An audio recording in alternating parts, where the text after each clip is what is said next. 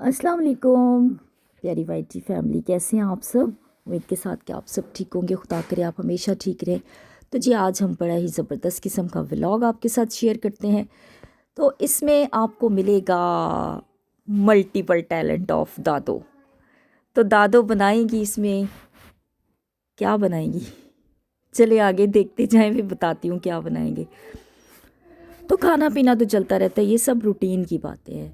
हमें अपनी जो है ना दिन का आगाज़ बड़ा ही खूबसूरत तरीके से करना चाहिए, स्पिरिचुअली तौर पे भी और फिज़िकली तौर पे भी।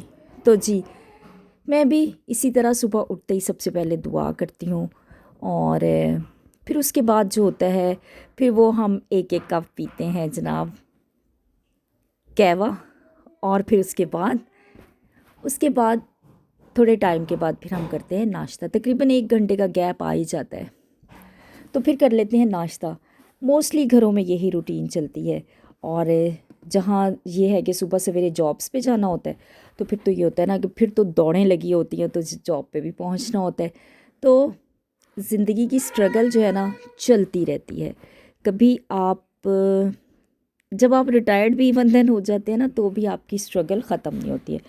तो यहाँ जी एज़ यूजुअल दादों की स्ट्रगल फ्रूट पे ख़त्म नहीं हुई है।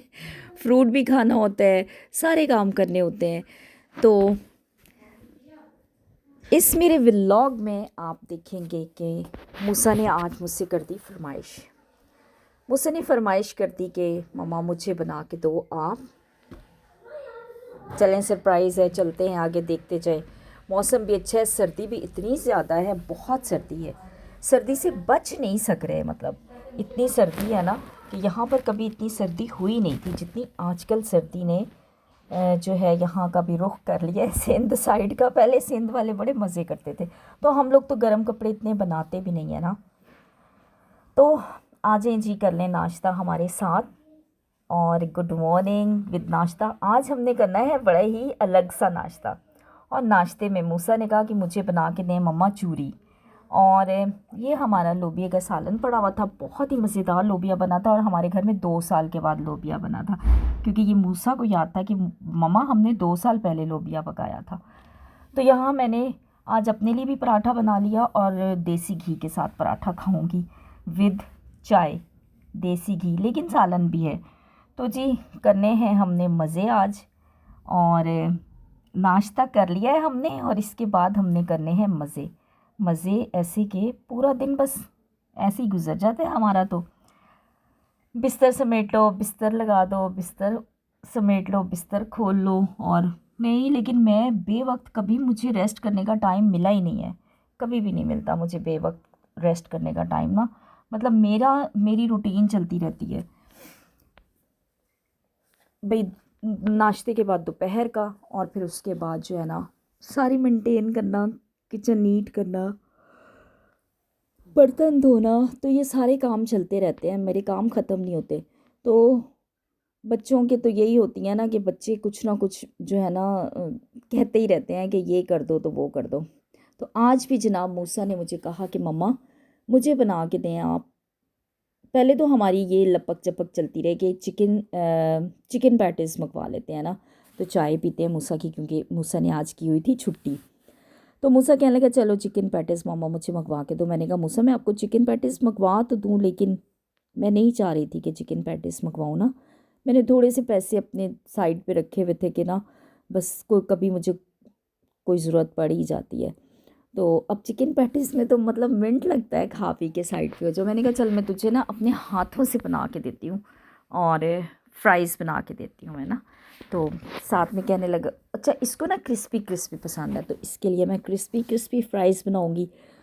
फ्राइज़ तो अपनी जगह हैं, तो बस ये माओं का ना कभी भी माओं की छुट्टी नहीं होती। मैंने इसे ये कह दिया कि मूसा तो मुझे बहुत तंग करता है ना, तो मुझे यंगस्टर समझता है। तो कहने लगा तो मम्मा आपने मुझे इतनी देर से पैदा क्यों किया ना। तो अब ज़ाहिर सी बात है, वो तो अपनी जगह से ही है। माँ तो चाहे फिर एज ज़्यादा हो जाए या माँ यंग हो, बच्चों के लिए तो माँ ही होती है ना। तो फिर हालांकि मैं इसकी कभी कोई फरमाइश को रिजेक्ट नहीं करती हूँ, हमेशा इसे बना के देती हूँ, जो भी ये कहता है कुकिंग करके देती हूँ, हर चीज़ बना के देती हूँ। फिर भी ये ऐसी बातें करता है। तो बहरहाल बच्चे हैं, और हमें बच्चों की ना, छोटे बच्चे, फिर जब बच्चे शादीशुदा हो जाते हैं फिर उनकी कुछ बातें बहुत बुरी लगती हैं। मतलब फिर वो ऐसे मतलब फ़ील हो जाता है ना।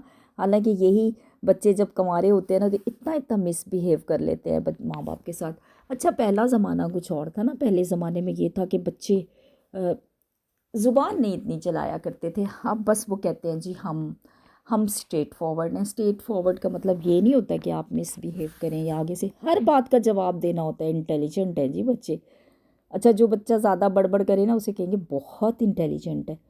हालांकि इंटेलिजेंट होना सिर्फ ये नहीं होता। तो बहरहाल पता नहीं कहाँ से मेरी बात कहाँ निकल गई। और यहाँ जो है ना, मूसा के लिए मैं फ़्राइज़ बना रही थी तो फिर मेरा दिल किया कि चलो यार मैं अपने लिए ना प्याज के पकौड़े बना लेती हूँ। और प्याज वाले पकौड़े काफ़ी मज़ेदार होते हैं, काफ़ी अच्छे होते हैं।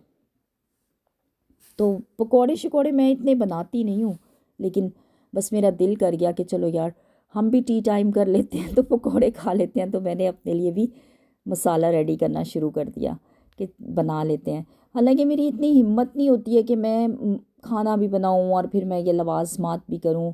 फिर मुझे बाकी भी सारे काम करने होते हैं। तो बहरहाल फिर भी जब मेरा दिल चाह रहा हो ना, फिर मैं कितना भी थकी हुई मैं उठ के बैठ जाती हूँ बनाने के लिए। तो अभी बनते हैं जी हमारे ये प्याज के पकौड़े।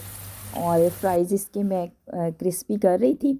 क्रिस्पी का बस ये होता है कि हल्की आंच और ऊपर से स्प्रिकल कर देती हूँ मैं कुछ ना कुछ, जैसे कॉर्नफ्लोर हो गया या कुछ हो गया। तो यहाँ मैं जी साथ साथ जो है ना अपने बिस्तर भी सीधे कर रही थी, क्योंकि बेड सीधा करना था और थोड़ी बहुत सफाई भी करनी थी। तो बस ये भी काम साथ साथ चलते रहते हैं। और मेरे जैसी मिडिल क्लास ख़वातीन जो होती हैं ना, वो आफ्टर रिटायरमेंट भी जो है ना रिटायर्ड, और ज़िंदगी इसी का शायद नाम है कि हम मसरूफ़ रहें, अपने काम करते रहें। और हमें शुक्र अदा करना चाहिए खुदा का कि वो हमें ना एक नया दिन बख्श देता है। कि अगर हम अपने पैरों पर चल सकते हैं ना तो ये हमारे लिए बहुत बड़ी एक ब्लेसिंग है। अगर हम अपने हाथों से काम कर सकते हैं तो ये भी ब्लेसिंग है हमारे लिए, कि बहुत बड़ी ब्लेसिंग है।